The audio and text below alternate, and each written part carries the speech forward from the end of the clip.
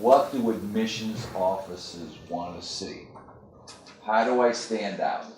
How do I get in? Basically, there are 4 different types of ways in which you can stand out.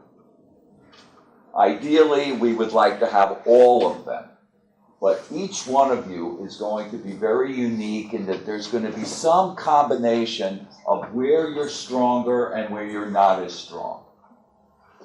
What we want to do is maximize your strengths in all of these areas, but it's really basically for you to determine what are your strong points, what are the points that you have to improve on.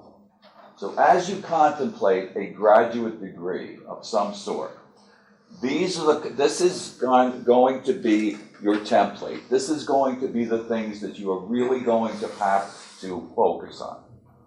So we're going to talk a little bit about each one of these tonight. Academic ability. This one seems to be the most obvious.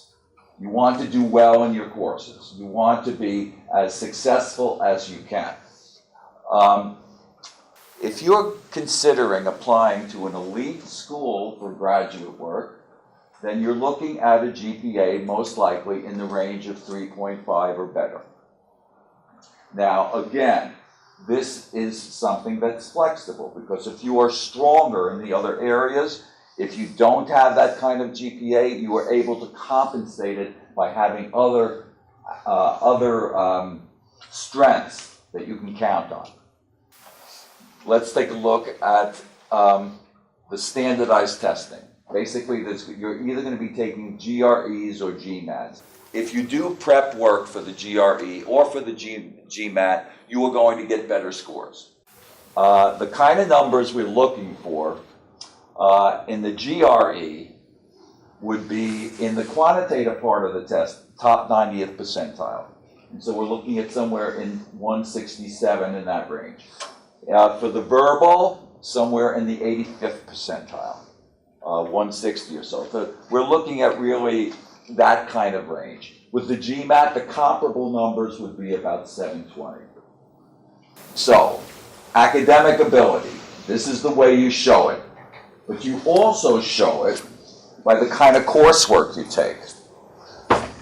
The kind of coursework, you should try to be taking the most difficult courses that you can as undergraduates, because they're looked at. Admissions departments look at the kind of courses you're taking. They're, at this point, remember, we have to keep the mindset. I'm an admissions person. I got a stack like this of applications. How do I choose? How do I choose the person who stands out? Well, when it comes to academic ability, I'm looking at numbers. I'm looking at hard numbers like GPA and standardized test scores, but I'm also looking at the kind of coursework this student has been taking. Admissions office look at the level of difficulty of the coursework that you're taking. If you're applying to a graduate program, they're looking to see the kind of work you've done at the graduate level in the area you're going to be doing it. The third thing that admissions offices look for might not be very obvious at first.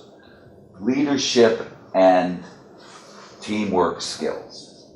Does this person have these kinds of abilities? That is something that you want to make sure that admissions offices know about. That is something that you're going to, because it's something that you will use in graduate school, and it's something that you will use in your career. And the final thing is the personal story, your personal story. And after you've told your story, you want the admissions officer who's reading your application to say, this is a person with passion. This is a person who has shown a dedication to what he wants to do and has lived it. This is a person with curiosity. This is a person who has explored different fields, has looked at different coursework, has done different things. This is a person who can make a contribution. This is a person who has been productive. When the admissions officers see that, they're going to make some kind of overall judgment about you. And that's what you want them to leave. That's the impression you want to leave them with. And if you do that, I think you have pretty good chances of success.